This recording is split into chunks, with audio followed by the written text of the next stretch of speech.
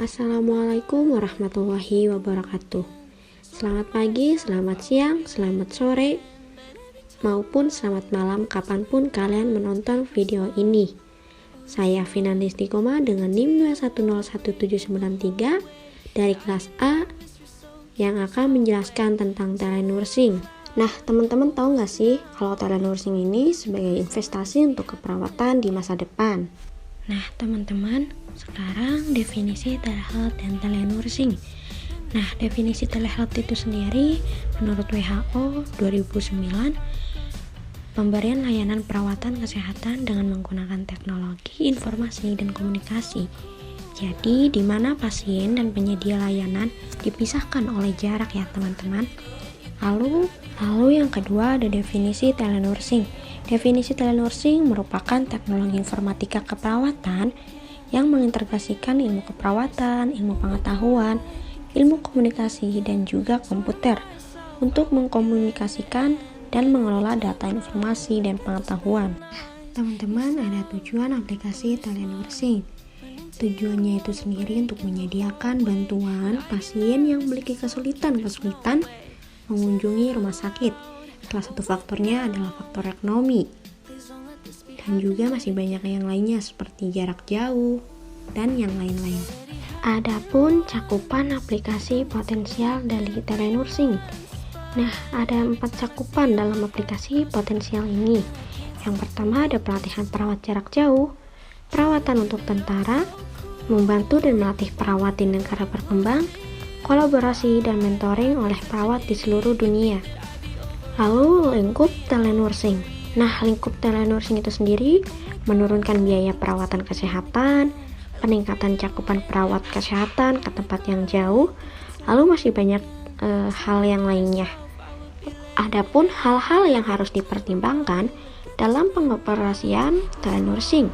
Yang pertama ada masalah hukum akuntabilitas, malpraktik, dan lain-lain. Yang kedua ada hukum perdata dan pidana. Yang ketiga ada memastikan garis panduan protokol standar. Lalu ada manfaat telenursing sebagai perawat. Yang pertama, jam kerja fleksibel, kepuasan dan kenyamanan kerja, efektivitas biaya, menurunkan biaya transport, meningkatkan penghasilan, dan juga masih banyak yang lainnya. Yang kedua, manfaat telenursing sebagai pasien. Yang pertama, ekonomis dan efisien, lalu meningkatkan partisipasi aktif keluarga, mengurangi kunjungan, dan juga masih banyak yang lainnya. Dan yang terakhir, manfaat telenursing rumah sakit. Yang pertama, mengatasi kekurangan perawat, peningkatan kapasitas tempat tidur, menghemat waktu kerja, dan juga masih banyak yang lainnya. Ternyata telenursing itu sendiri banyak sekali manfaatnya ya. Selain manfaat, ada juga tantangan telenursing. Yang pertama, kesulitan dalam penggunaan teknologi karena kurangnya petunjuk, pendidikan, bantuan, dan dukungan bagi perawat maupun pasien. Yang kedua, risiko terhadap keamanan, kurangnya dukungan emosional dibandingkan dengan adanya kontak atau interaksi langsung dengan perawat. Lalu berkurangnya kualitas pelayanan kesehatan, kegagalan teknologi, dan juga ancaman terhadap keselamatan pasien. Telenursing in Brazil. Jadi di Brazil ini perkembangan telenursing dimulai pada tahun 2000 dengan pionir dari Study and Research Group on Communication in the Nursing Process. Jadi di mana pasien memasukkan berbagai jenis informasi itu sendiri. Lalu sistem ini juga dirancang agar informasi dapat dibagikan dengan dokter. Nah, tadi kan telenursing di Brazil, lalu sekarang di Indonesia.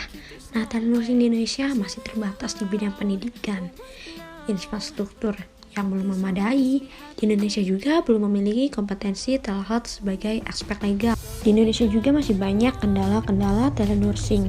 Yang pertama ada infrastruktur di beberapa daerah kecil, lalu ada aspek legal, dan juga keamanan kemungkinan bisa mengakibatkan pencurian. Nah, ada tren masa depan. Jadi perkembangan aplikasi telehealth itu sendiri di masa depan memungkinkan alat observasinya ini dapat ditempatkan ke dalam tubuh pasien sehingga mendapatkan hasil yang lebih cepat dan tepat. Dan ilmuwan Universitas Stanford mendemonstrasikan sebuah alat yang cukup kecil berenang melalui pena. US Food and Drug Administration juga memberikan bahwa mikroskop dapat ditambahkan ke dalam pil, sehingga dapat melakukan pengawasan secara langsung kepada pasien. Nah, yang terakhir, peran perawat. Di antaranya ada pemberian asuhan keperawatan, komunikator, edukator, advokat, konselor, pembawa perubahan, pemimpin, manajer, dan peneliti. Sekian penjelasan saya mengenai telenursing. Apabila ada kesalahan, mohon dimaafkan, karena saya adalah manusia yang tidak luput dari kesalahan. Assalamualaikum warahmatullahi wabarakatuh. Semoga bermanfaat.